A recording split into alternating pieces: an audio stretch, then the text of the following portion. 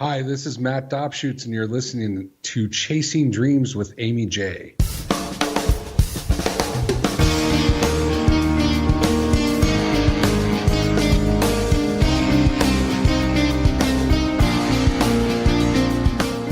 Welcome to Chasing Dreams podcast with Aimee J. Aimee believes that realizing a life without regrets is achieved by taking chances, chasing your dreams, making moves, and overcoming your doubts.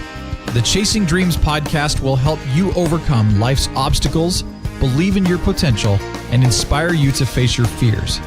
And now here's the woman who is passionately pursuing her dreams, Aimee J. Hi, Dream Chasers. This is Aimee J, and thank you so much for tuning into episode 69 of Chasing Dreams. And I have another friend of mine from Podcast Movement here with me today. His name is Matt Dobschuetz, and he is the host of a weekly recovery podcast called Porn Free Radio. It serves motivated guys who want to quit looking at porn. It frequently ranks in the top 100 of iTunes in self-help with over 22,000 downloads a month, which is crazy. In 2015, Matt was let go from his corporate marketing job of 10 years, and so he pivoted to a new career as an entrepreneur. He now coaches men and helps other coaches mark their messages. Matt lives just outside of Chicago with his wife Janice and 2 boys. He recently joined in the celebration of the World Championship Chicago Cubs, and he's joining us on the show today. Matt, how's it going? It's going great. I'm still recovering from the Cubs celebration. I was with some friends, and I came home, and I actually had so much fun that I tripped over my fire pit in my backyard coming into the house. And so I everything's fine. Okay. No permanent injuries? It's like one of those things, like it doesn't hurt as much when you lose or when you win as when you lose. So I've recovered from that and survived. I didn't go down to the parade, which was crazy. There was 5 million people, the 7th largest gathering of humans in history. Yeah, that doesn't surprise me. I mean, what a game. What a game. Yeah. Amazing. Talking about chasing dreams. They made it happen. Well, this is your show is the appropriate show to talk about this.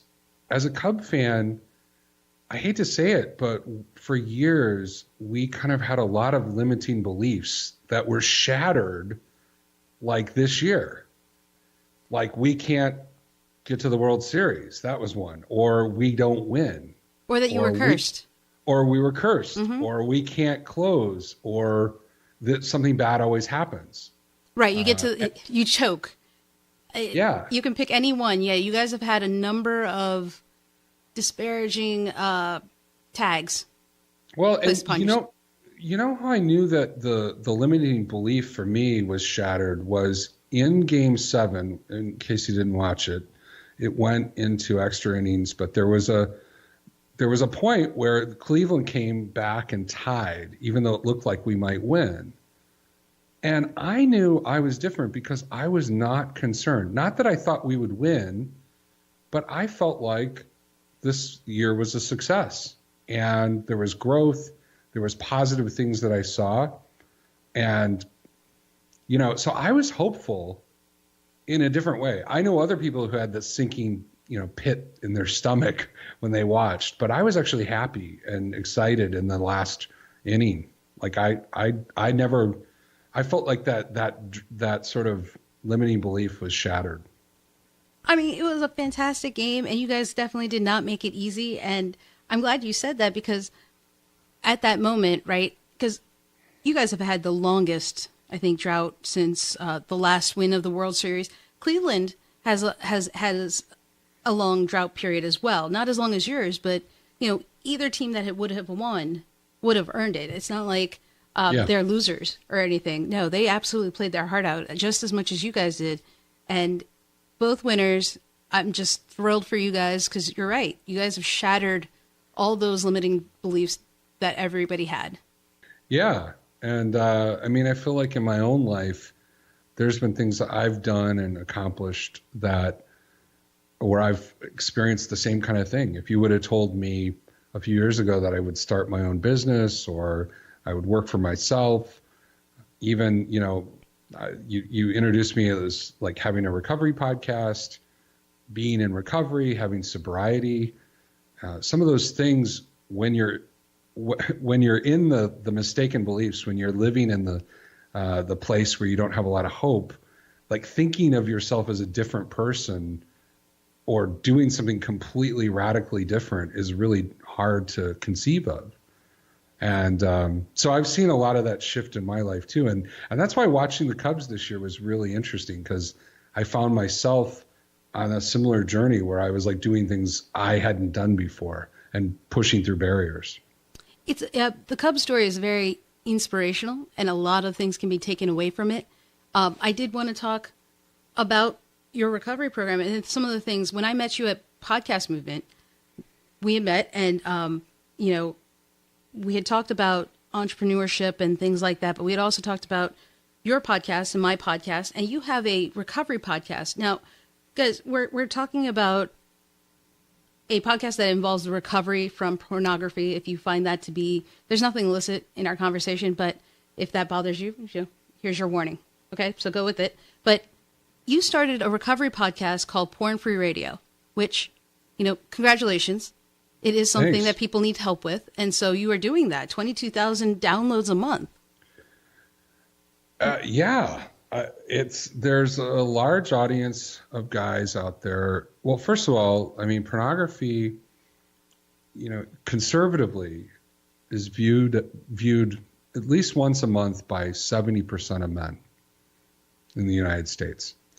And of that 70%, that huge group, there's a percentage of guys who don't want to look at it. They don't feel like it's serving them. It's not helping them. And yet, despite how many people are using it, there's very few resources for guys who want to quit looking at it, who want help or support moving out of it. And so what I've done is create basically a podcast, but a platform to help guys, get support, get accountable, create a recovery plan, and connect with others in the community. And it's connected. It's connected with a large group of guys, and they're very dedicated listeners, probably some of the most dedicated podcast listeners I've ever heard about. I know podcast listeners in general are very supportive, and when they connect with the podcaster that they like, you get a lot of love. Mm-hmm. But I'm getting love that is at another level, because I'm helping with such a sensitive area. And while they're doing the work, I seem to get a lot of the residual sort of, congratulations. and it's I kind of have a little bit of a halo effect from the success that they're having in their lives. Well, you kind of said it just now, right? It's a sensitive subject. Alcoholism is also a vice that people struggle with, and there's Alcoholics Anonymous and resources for people to get help with that.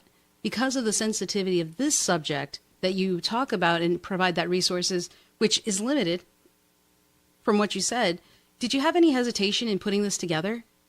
I didn't. I didn't. I had led a ministry in my church for years that dealt with sexual issues in general. We had people struggling with addiction. We had people struggling with childhood sexual abuse, those types of things. And so I had already worked in a ministry where we kind of demystified shame and kind of pressed into honesty and really talking about our stories and our wounds and what we need to heal. So I'd already been kind of in a local ministry that did that.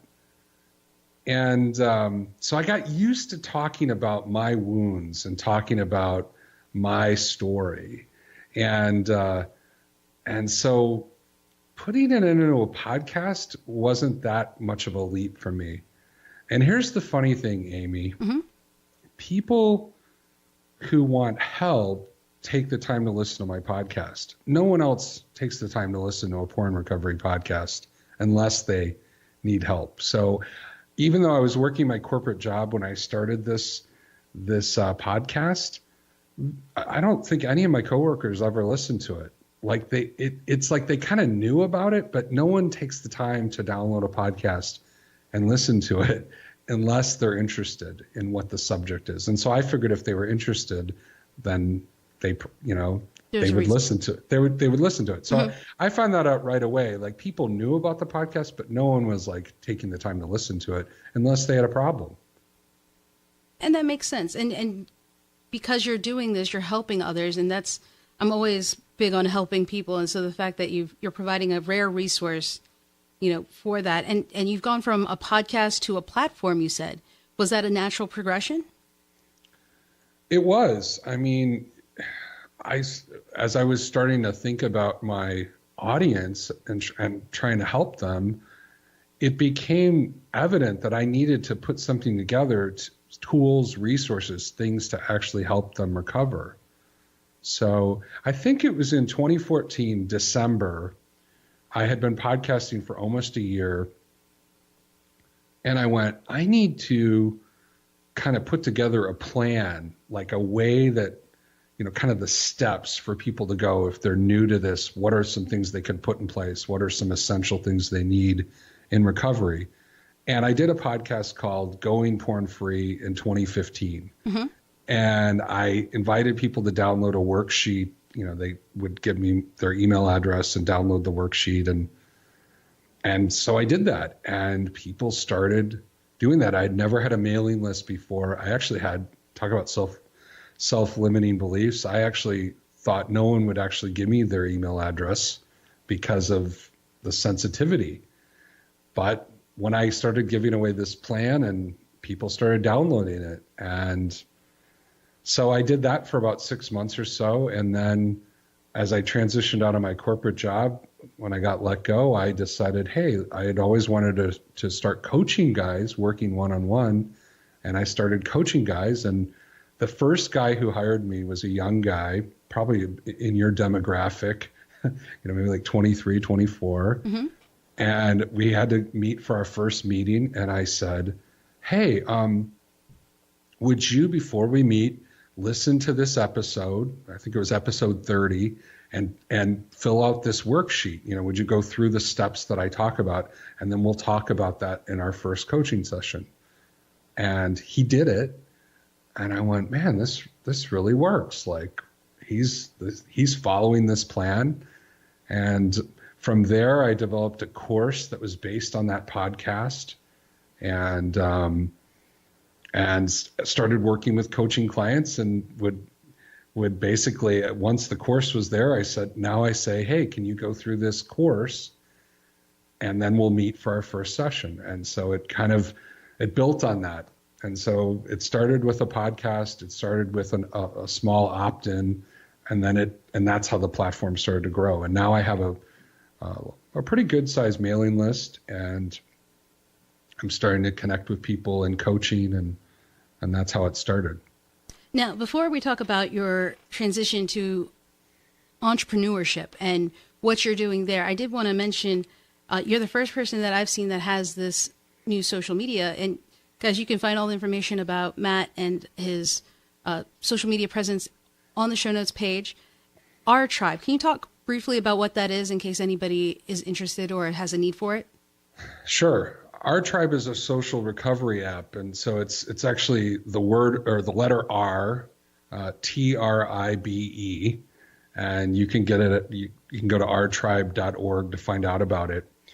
It's an app that's sort of kind of like a Facebook type check-in, status check-in, but it's specifically for porn and sex addicts, and they're actually gonna, I think, open it up to some other people in other types of recovery work. But it's a really great platform for holding yourself accountable, checking in, and you can set up a tribe, basically other friends who you're connected with and who are walking with you in recovery, and you can basically share your check-ins with them. And people who check in and are accountable on a daily basis do a lot better with recovery, with walking away from an addiction or walking away from habitual use of something. So My name on there is Dobber. It's Dobber.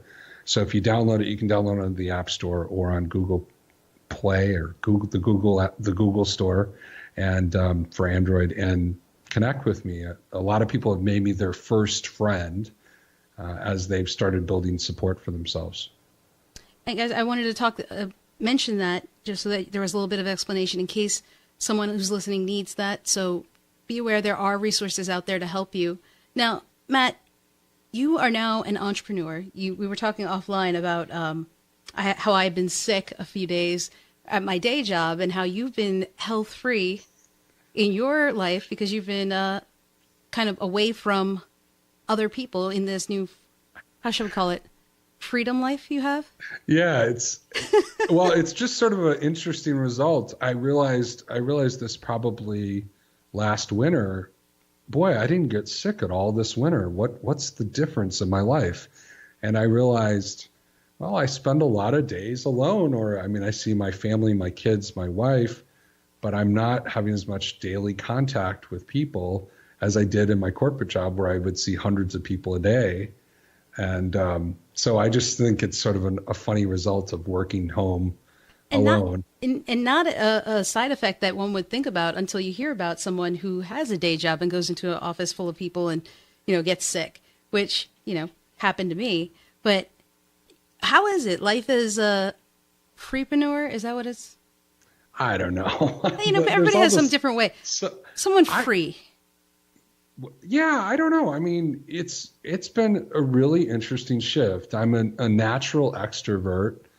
And so, but, I realized that there's a lot of value in working by yourself. Sometimes you can get more done. And once I started coaching guys, I do coaching through Skype and through mobile and other, video platforms like Zoom.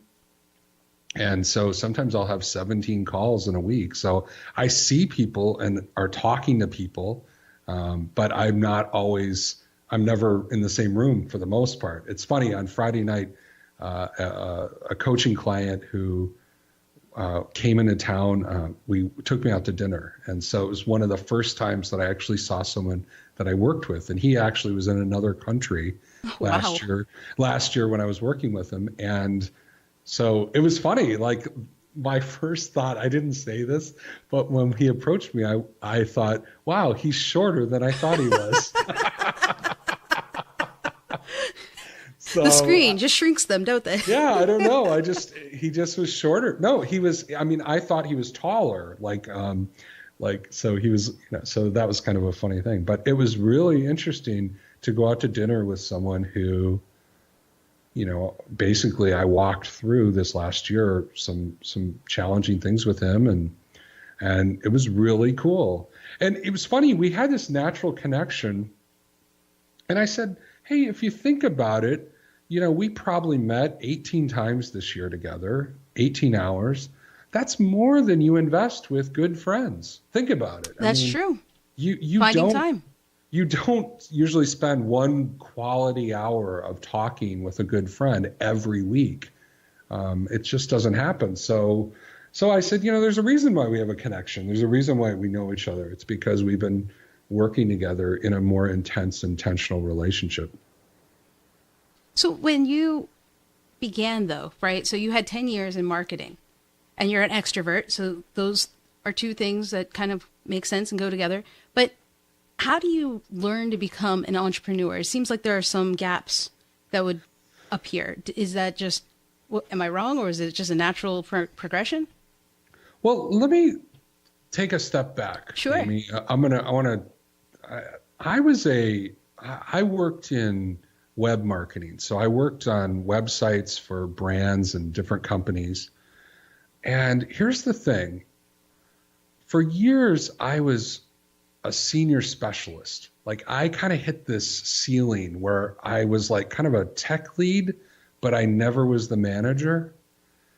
And I think that my addiction, actually, my struggle with pornography kind of kept me in this sort of stuck place where I wasn't particularly good at advocating for myself or leading. I definitely had some mistaken beliefs. And when I started leading the church ministry, I actually started leading. People were following me. I had a team that I had built. But at work, I was still a senior specialist. And I actually went to my pastor for advice about this. And I said, hey, I'm a leader at church, but at work, I'm just like this specialist. And what do you think about that? Is this just my lot in life? I kind of thought, well, maybe this is just what I'm supposed to do in order to do some ministry. And my pastor said, you're a leader, and if they don't recognize you as a leader, you're never going to be happy. Wow. At work. And so I went to work, and I found out about a leadership development program that they were not thinking about me being in at all. And I basically put it out there that I said, I really want to be in this leadership development program. I didn't give them an ultimatum, but in my head, if they weren't going to let me be in that, I was going to start looking for another job where I could move into leadership. It was going to be a sign to me that they weren't going to invest. And they let me in that program, and I did really well in it. And it just happened that I was able to become a manager after I finished that program. My boss ended up moving on, and I kind of advocated for myself to take the job. And it's funny, when he left, they were actually thinking about merging my department into someone else's, and I actually was able to advocate and become the manager. Oh, and so this was a little bit of an evolution for you there. Yeah. And when I became a manager, I realized there were lots of things that I had never seen in my role as a senior specialist. I never saw a budget. And now I was managing a budget that was over $1 million. And I had never done a performance review for anybody. I'd never hired anybody. There were all these things I did. And so I really dedicated myself to learning how to do those things. And one of my first reviews as a manager, and let's just say I was a creative lead. I was a web person. I was probably on the outside a little undisciplined. I kind of had a lot of talent, but I wasn't particularly the most, what's the right word? I definitely struggled with sort of responsibility. So this was kind of new, all this. And in my first review, my manager said, Matt, I really appreciated the way you've managed your budget this year. She gave me high marks for managing my budget. And it's because I just spent so much energy focusing on that area because I was so worried about letting her down. And so I just learned about being a manager, all these things, managing a budget, managing people, having tough conversations, all those types of things. And I failed. I didn't do everything well, but I learned a lot. So when you didn't have a skill, you went ahead and just kind of learned about it on your own? Yeah, I asked for help, and I learned from some other people. Another manager gave me her spreadsheet, how she managed her finances, and I kind of religiously followed that spreadsheet and filled it out with my department's data. And so I really committed myself to learning how to do that. I went to a Getting Things Done seminar with David Allen, and I was working at productivity and tried to really, excel at being a leader. And I think it was at that point, after doing that a couple of years, I realized, wow, I'm actually a manager and there's more I want to do. And I started having a vision for myself leading at a higher level and wanting more influence. And so part of me was thinking, do I work on something on my own, or do I keep on a track here? Am I going to be a director at some point? And so I started developing the podcast and some other entrepreneurship type ideas while I was working my corporate job.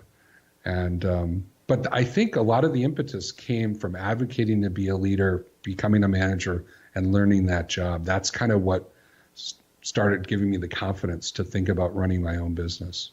And that's the thing I find interesting from what you're telling us is how that one moment that you had for yourself has kind of brought you here.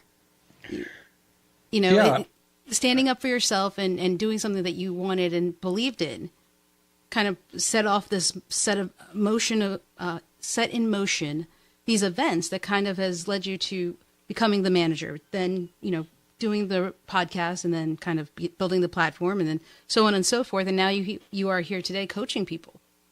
Yeah, it goes back even farther. I mean, Charles Duhigg in his book, The Power of Habit, talks about a keystone habit. And it's the habit that you start to get some strength in, and you start building other habits around it. And so if you go all the way back to my original recovery, when I started working on getting recovery from porn addiction, I took a weakness and worked on it really hard, and it became a strength. And from that strength, I started a ministry. And from that ministry, I became a leader. And from becoming a leader at church, I became a leader at work. And then from becoming a leader at work, I learned how to be a manager and created a vision for the podcast, and perhaps, you know, doing a freedom business. And then it's like, so yeah, it's all started with that first habit. And then these new skills and things have all been as a result of that. And now you're coaching other coaches, you know, amongst the other things you're doing. How is that when you have coaches? Is there like a butting of heads sometimes because of difference of styles or anything?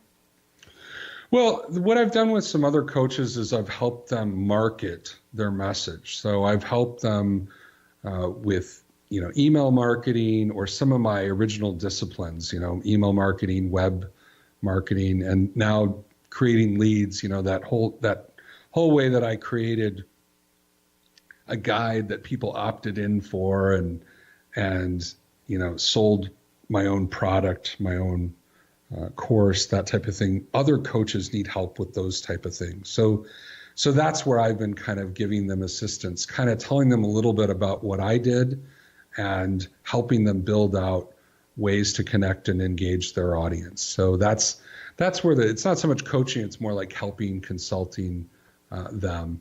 But eventually, it's just funny that you mentioned this about coaching coaches. I've literally just thought about this recently of, hey, I think in 2017, as I start to map out my goals, one of the goals I have is to create a mastermind for other people in this type of profession, you know, coaches or people who are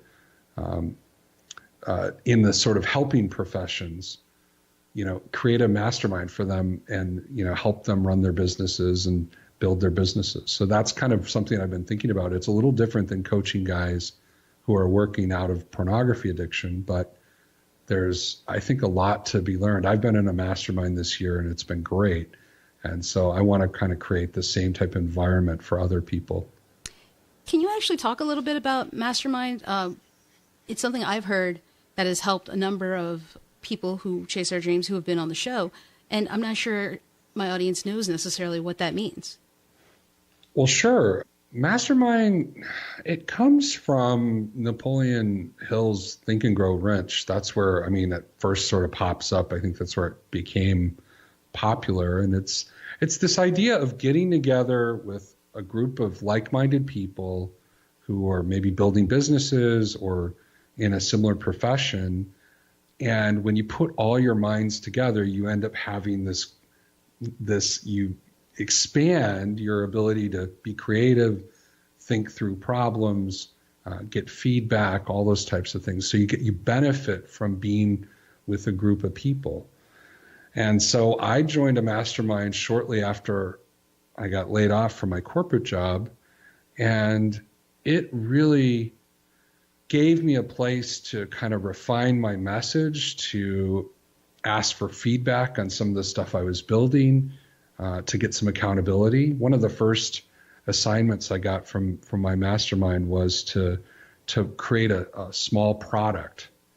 And so I actually took a couple of days and wrote a 12-page guide to dealing with temptation, which is something that a lot of my audience struggles with. What happens when you're kind of triggered or in, kind of thinking about acting out. And so it was 10 pages. Each page had a tip for dealing with temptation, a strategy. And I launched it on my website and I sold it for $10. And the whole, basically my mastermind helped me. They set a date and they said, have this launched by this date. And I did it. I did it within 30 days. I had created this little product. And that product actually sold, I haven't looked at it recently. I maybe sold 60 or 70 copies. But a number of those people who bought those copies became coaching clients. So the total net of that exercise was, maybe $6,000 or $7,000 last year, just from making that little ebook. And so you have this mastermind. You're thinking of coming together with a new mastermind for 2017. Is it the thing with masterminds? Is it one? I guess I don't know. Yeah. How you get one or find one? You find these like-minded people. Is there a social media place for it? Well, a number of guys like Dan Miller have talked about how to create a mastermind, and I'm probably not the best guy to weigh in on how to create one. Mm-hmm. But I found one through another podcaster I listened to named Mike Kim, and that's kind of how I connected with the mastermind I'm in. But this is something that you could do with a group of people. You could say, hey, I have a vision for getting together once a week to talk about our businesses. Would you be open to it? You can do a mastermind where you put it together like that. Or sometimes there's people out there who host masterminds or create masterminds in order to help their audience. And so, I started a group coaching program for my audience, and it's not quite a mastermind because it's a little more like group coaching. But what's interesting is I don't do all the talking in the group. A lot of the guys talk to one another, and I'm just facilitating. So they're actually getting the benefit of other people's insight, advice, and experience in their recovery, and it's not just my voice. Well, so that's interesting. Yeah. Yeah. So I've seen an incredible value of having more than one person. I've even seen some coaching clients really thrive in group coaching, and they were doing good in one-on-one coaching, but having those other voices and other people involved in their recovery is really, giving them a boost. Well, I just love the fact that there's, just from this conversation today, there's been so many different ways that people can advance their dream chase, from taking it upon themselves to learn more about something they're not familiar with, to group coaching, to masterminds, to, just finding resources. And so one of the ways we kind of close out is to ask our guests, what is something you would recommend to someone chasing their dreams? Well, what a mastermind does for you, or a really good internet course that has community in it, what it does is it provides accountability and a structure for you to pursue a dream, to actually meet a goal.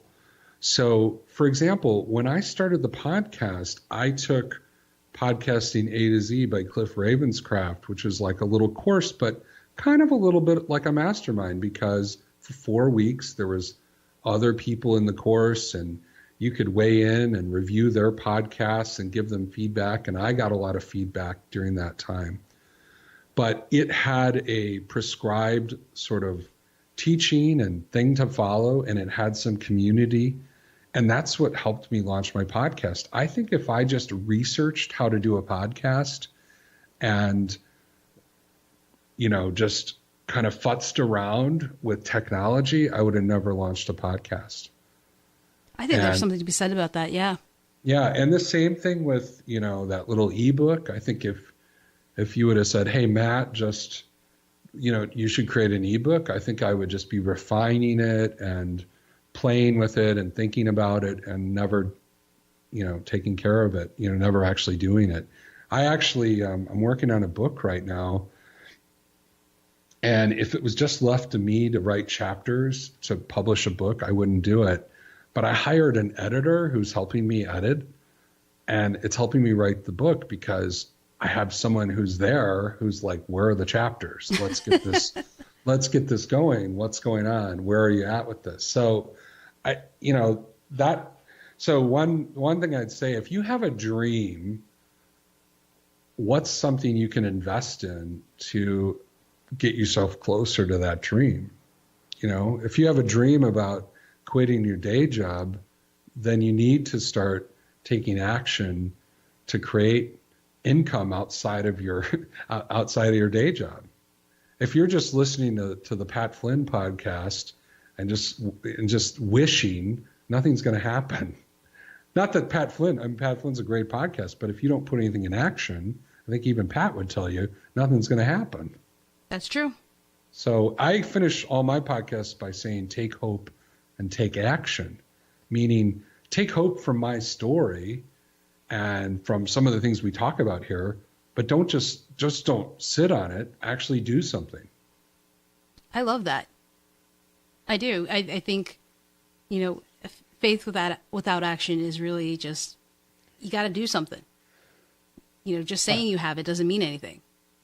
Yeah, and I've told people listen to my podcast, I'm like, hey, I appreciate that you've read a lot of books on this subject, but I think that you probably have enough information. You don't have an information challenge. You have an action challenge. Sometimes we think that by reading about stuff or doing obsessive research, or we think we're taking action, but we're actually just kind of staying stuck. Action challenge. I like that too. Matt, you just got them left and right here. I love that. Action challenge. Matt, thank you so much for coming on the show and, sharing your story, because I hope people will realize, check yourselves, guys. Maybe you have an action challenge and you should be doing something about it, like Matt. Yeah, definitely. I mean, I constantly talk to guys in coaching, and one of my clients said it this way: Matt, my intention is good, but my follow through sucks. I've heard that. And the thing is if you ask people, their intentions are usually good. Like, for example, I'd like to help people and leave my day job and create a business that helps people, or whatever it is, right? Mm-hmm. But it's in taking the action and holding yourself accountable that actually that happens. Otherwise, the follow through doesn't ever happen. So you need to press into things that actually help you follow through. And taking action is part of that. And guys, I hope you'll take heart to what Matt is saying. Matt, thank you again for coming on the show. Wish you nothing but the best with the future, and all the best with your freedom business. Great. Well, and thanks for having me on. I love listening to the show, and I love it when you have unique, different types of people talking about dreams. It's fun to listen to, because I never thought of myself as a dream chaser until the last couple of years, where I'm like, I'm actually having vision for how I want my life to be. Even just now, I talked about something I want to do in 2017. Mm-hmm. I lived most of my life never planning or thinking ahead. And so just kind of staying in that one moment. Right. So I'm making goals for 2017, and I might not hit them all, but I looked at some of my goals from 2014. Yeah. And I've hit a ton of them. Like, just by putting them on paper and taking action, a lot of them have come true. I love it. I love it. And we can't wait to see what happens in 2017 for your goals.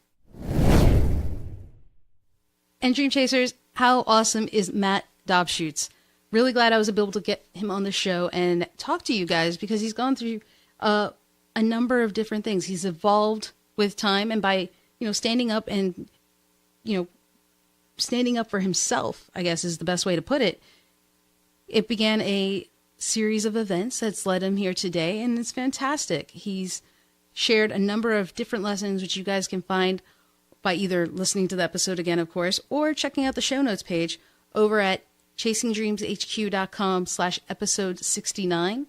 And I just want to emphasize one thing that he said that stood out to me, and it's that a lot of us, we may not have an information challenge. What we have is an action challenge.